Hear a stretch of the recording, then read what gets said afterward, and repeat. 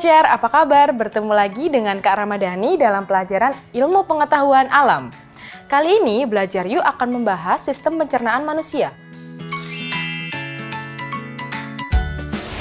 Kira-kira bagaimana sistem pencernaan manusia itu? Yuk kita simak materi kali ini. Teman belajar, sistem pencernaan berawal dari mulut dan berakhir di anus.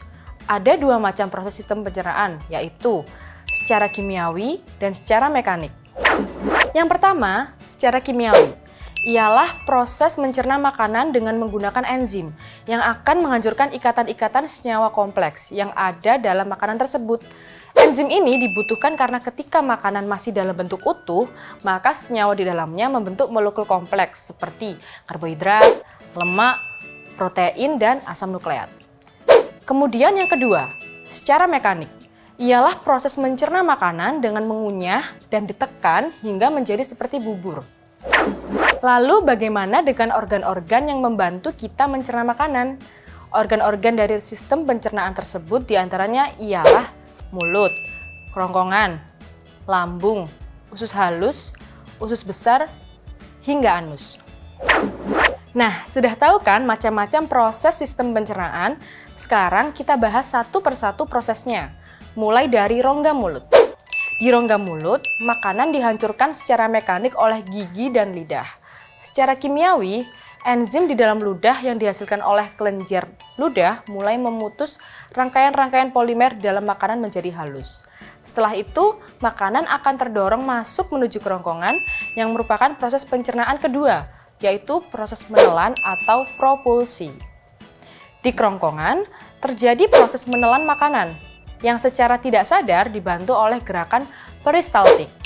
Gerakan peristaltik ini dilakukan oleh otot-otot saluran pencernaan.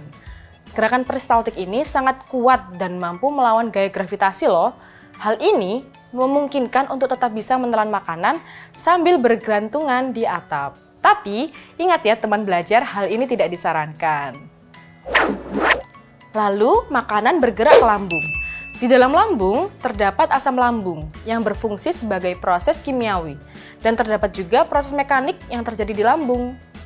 Lambung memiliki otot di seluruh bagian yang dapat menekan, memutar, dan mengadu isinya dengan gerakan peristaltik. Dan meski tidak sedang makan atau lambung kosong, lambung masih aktif bergerak. Jadi teman belajar jangan sampai kosong ya lambungnya, karena bisa menimbulkan penyakit mah. Kemudian makanan akan dibawa ke proses pencernaan selanjutnya, yaitu di usus halus. Di usus halus, makanan yang sudah hancur diserap sari-sarinya untuk kebutuhan tubuh. Usus halus dibagi menjadi 3 bagian, yaitu usus 12 jari, fungsinya melakukan proses pencernaan secara kimiawi.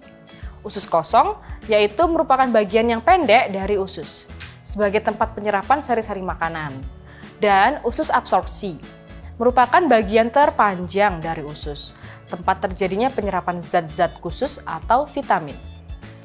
Dalam menjalankan tugasnya, usus dibantu oleh organ hati, kantung empedu, dan pankreas. Setelah terjadi berbagai macam proses pencernaan, makanan akan diserap airnya dan mengalami pembusukan di dalam usus besar. Usus besar memiliki 3 bagian utama, yaitu kolon, rektum, dan anus. Ukuran usus besar lebih pendek dari usus halus, tetapi memiliki diameter yang lebih besar dan fungsi utama usus besar adalah menyerap sisa air yang ada di feses dan menyimpan feses hingga siap dikeluarkan dari tubuh.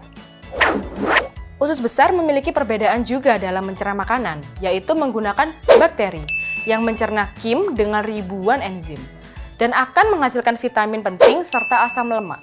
Selain itu, bakteri tersebut menghasilkan gas-gas seperti karbon dioksida, metana, hidrogen sulfida, dan merkaptan. Nah, teman belajar, makanan yang sudah selesai diproses pasti harus dibuang supaya tidak menumpuk dalam tubuh.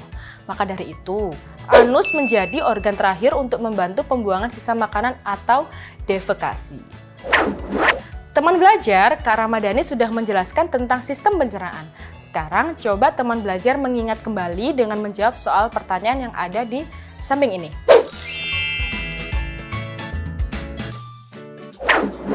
Nah, itu tadi materi pelajaran ilmu pengetahuan alam kali ini.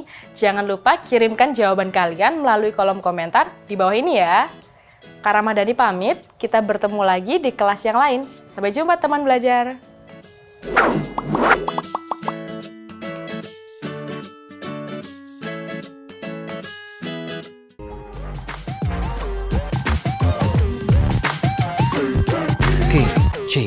KCTV